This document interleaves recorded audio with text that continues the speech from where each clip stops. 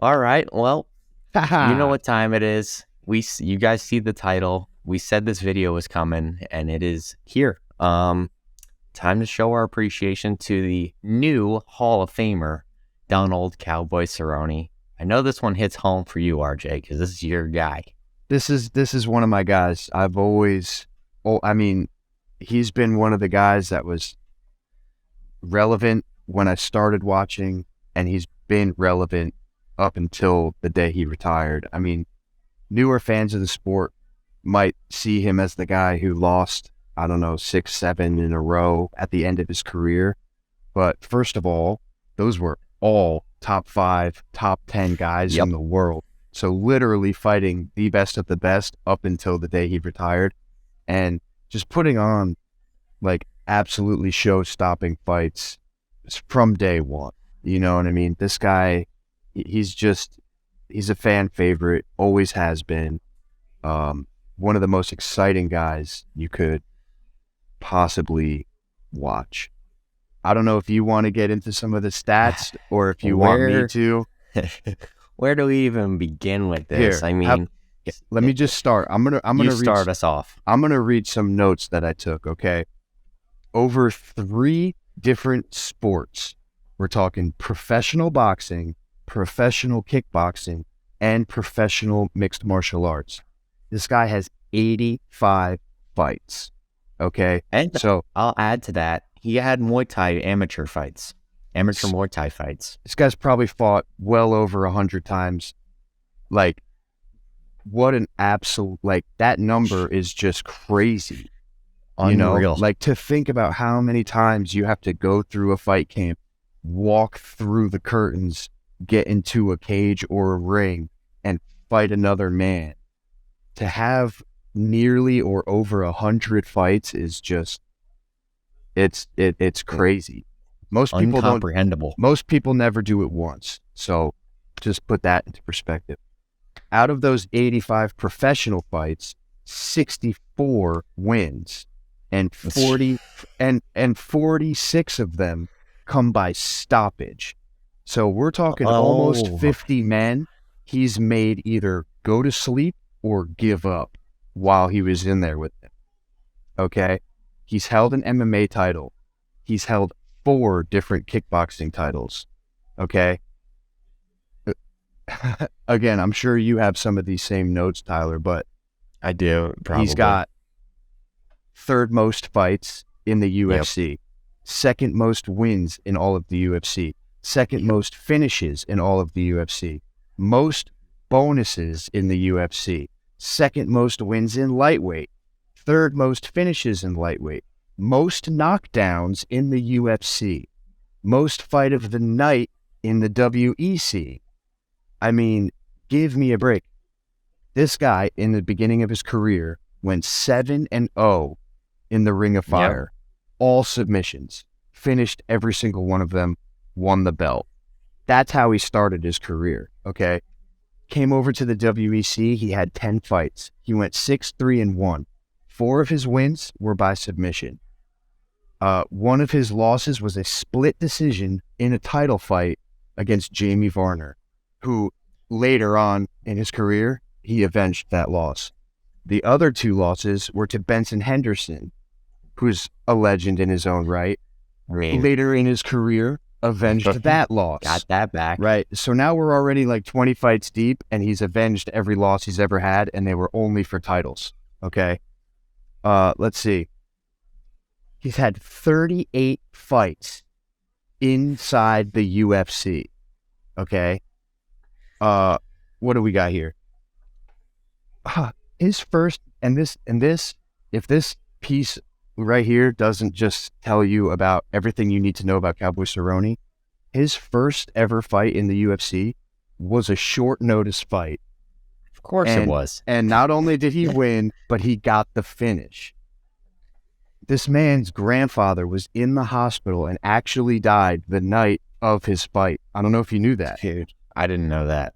You know how close he is with his grandmother. His grandparents were like parents to him. He always gave them, respect and homage for like helping raise him and doing everything that they, tried to just give him a good life and guide him in the right ways. So not only to know that your grandfather was in his last moments, but to get a short notice fight, to take the fight, to go out and win the fight. Jeez. It just says everything about this man. You know, it just short notice fights, different weight classes. What else do you need to say about this guy? Like, I don't even, like, I'm sitting here. I don't have much. I don't have much to say. Like, it's just like, it just renders you speechless to kind of fathom what this man has done for the MMA world. Not only the UFC, outside the UFC in other sports. It's just like, there's not enough show of appreciation that you can do to actually say thank you to Donald Cerrone for doing what he's done. Made a career out of the UFC, was never, no controversy ever outside the octagon, just a pure class always. I mean, what more do you have to say? One thing, touching on that Ring of Fire streak he went on early on in his career, it's not really a record, it's just kind of something that caught my eye when I was looking at his resume. He went on the 7-fight win streak in the beginning that you talked about. He then, after a few losses that he avenged or whatever, went on an 8-fight win streak at a separate time.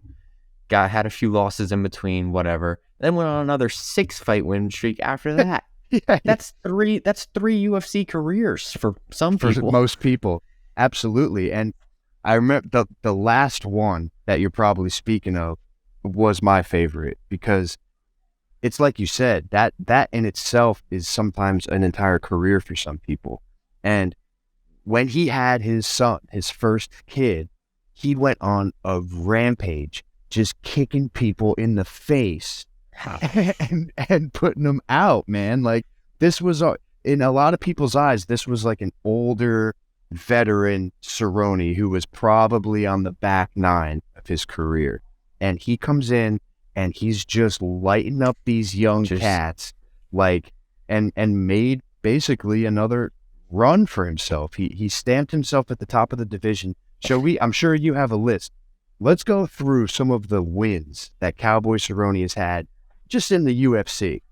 Do you have a list? I have one. It's absurd. Eddie Alvarez, Matt Brown. Oh, the Matt Brown kick in the face. He made Matt Brown just completely turn off. He just shut him off. That was brutal what he did to Matt Brown. Robbie Lawler, he beat Robbie Lawler. Did he beat Robbie Lawler?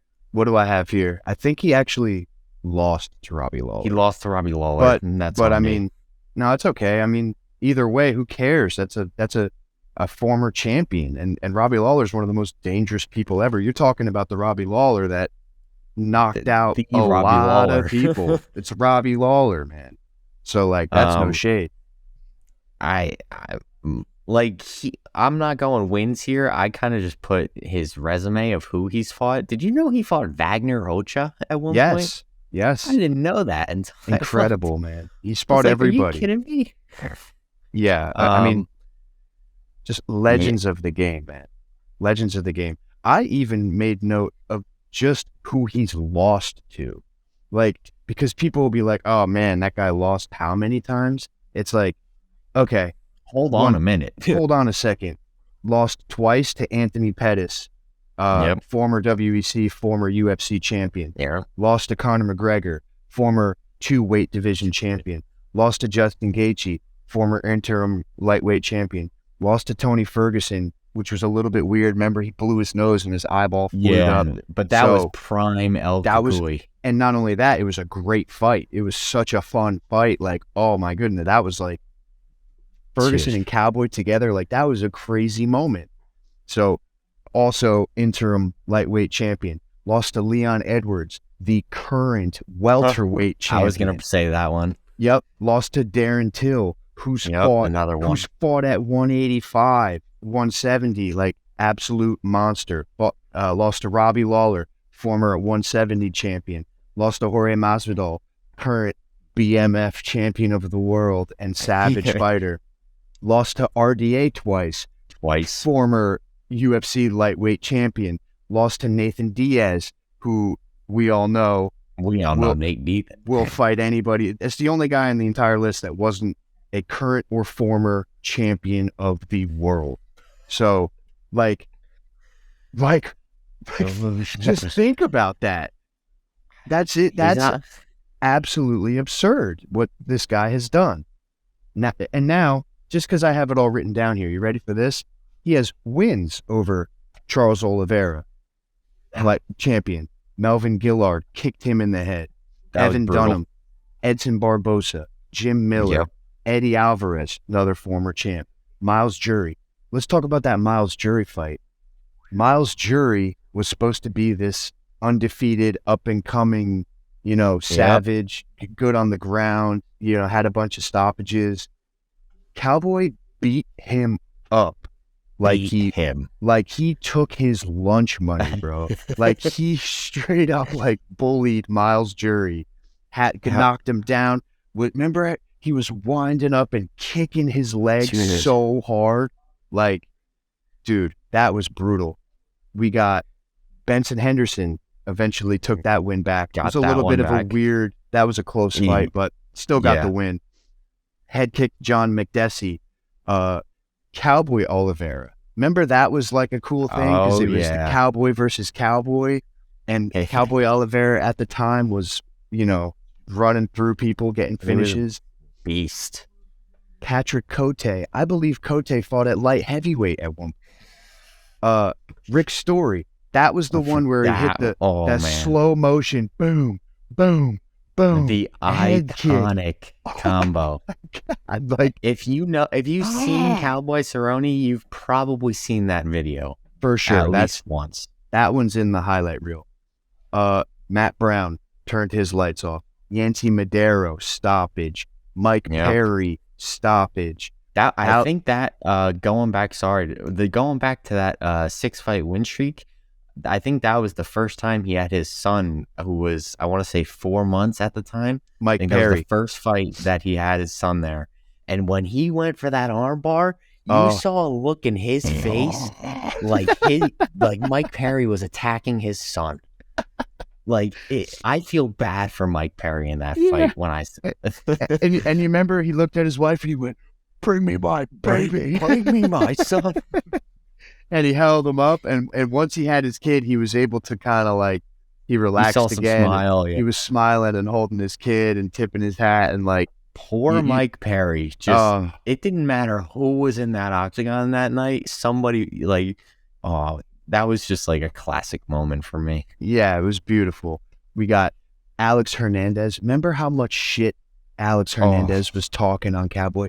I'm the young lion. He's a day drinker. He's all dude, how are you gonna disrespect Cowboy Cerrone like that? They were that on YouTube they do trash talk gone right or trash talk gone wrong. I don't know if you've ever seen one of those videos. I can imagine. It was just trash talk gone wrong. It was the whole beginning was just Alex Hernandez going at him, and then what happened in that fight. It was just classic. Bullied the young kid, man. He just beat him up. It was beautiful. Taking him down, kicking him, punching him.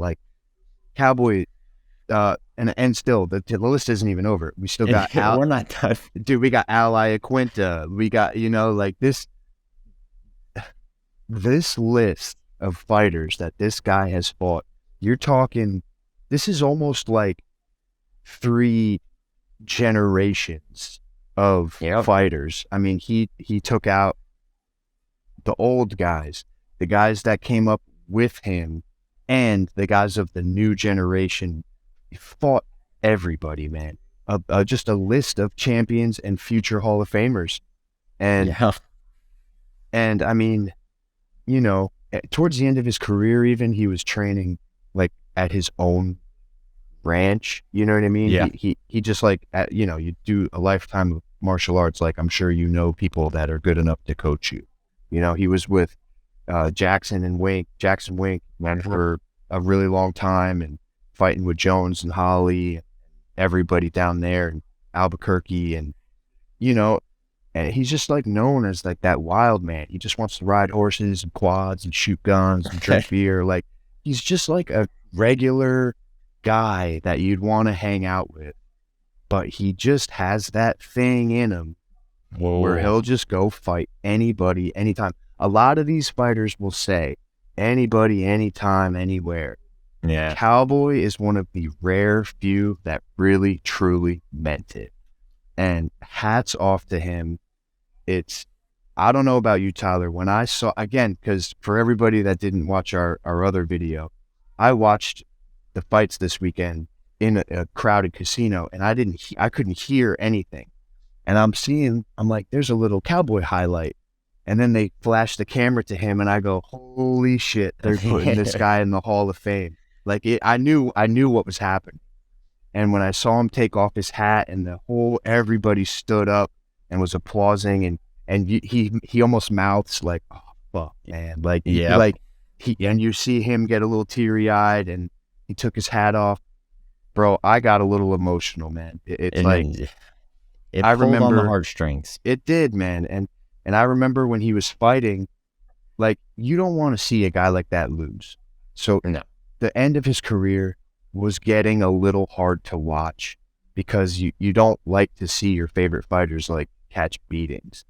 And to be honest, like he usually got finished quick if he got finished.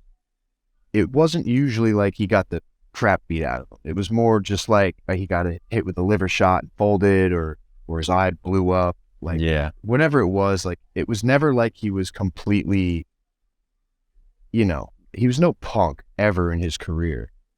But again, when you start getting that many losses, it's like you don't really want to see that. yeah.